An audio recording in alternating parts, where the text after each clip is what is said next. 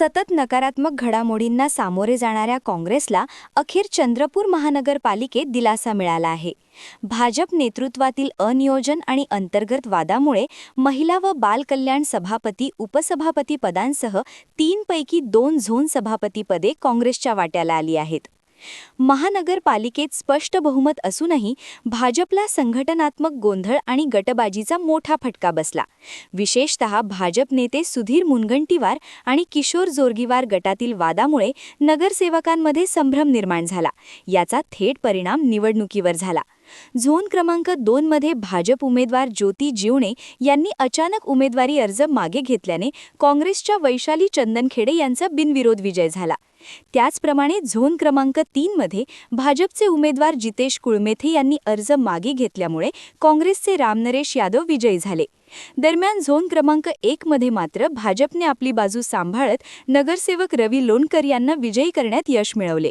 एकूणच बहुमत असूनही नियोजनाच्या अभावामुळे भाजपला मोठा राजकीय धक्का बसला असून काँग्रेसने या संधीचा योग्य फायदा घेत आपली ताकद सिद्ध केली आहे.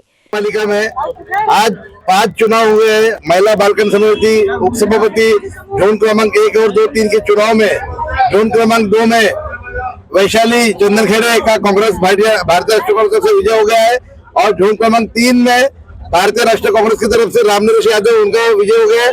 दोनों बिनविरोध चुनकर आए हैं और साथ ही चंद्रपुर शहर महानगरपालिका में महिला बाल कल्याण समिति में सभापति के पद पर बिनविरोध संगीताताई भोयर इनका नियुक्ति हो गया है और उपसभापति के लिए साहिदाबी ताजू शेख इनका बिनविरोध नियुक्त हो गया है.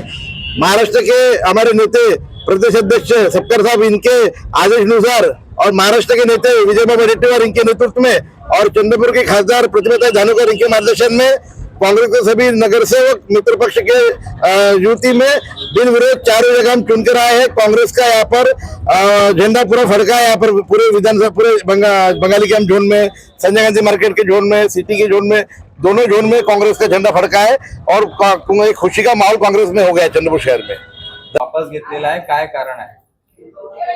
खरं तर आज 17 एप्रिल 2026 आज महानगरपालिका चंद्रपूर या ठिकाणी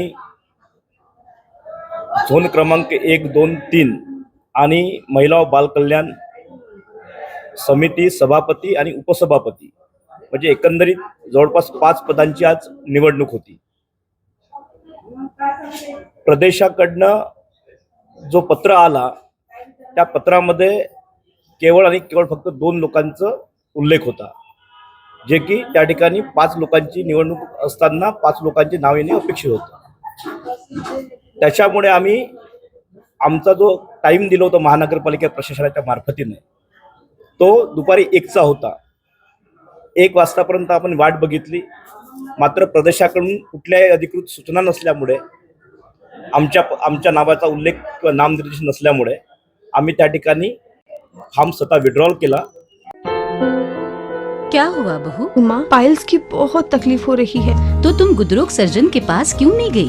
देखो, जैसे हार्ट के लिए हार्ट स्पेशलिस्ट, ब्रेन के लिए ब्रेन स्पेशलिस्ट, तो पाइल्स के लिए पाइल्स स्पेशलिस्ट क्यों नहीं? स्त्री हो या पुरुष, टॉयलेट में तकलीफ केवल पाइल्स ही नहीं और भी कई प्रकार के गुदरोग तथा कैंसर भी हो सकता है.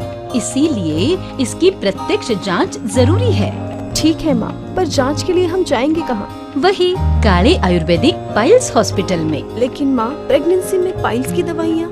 प्रेगनेंसी में आयुर्वेदिक दवाइयाँ सुरक्षित होती है.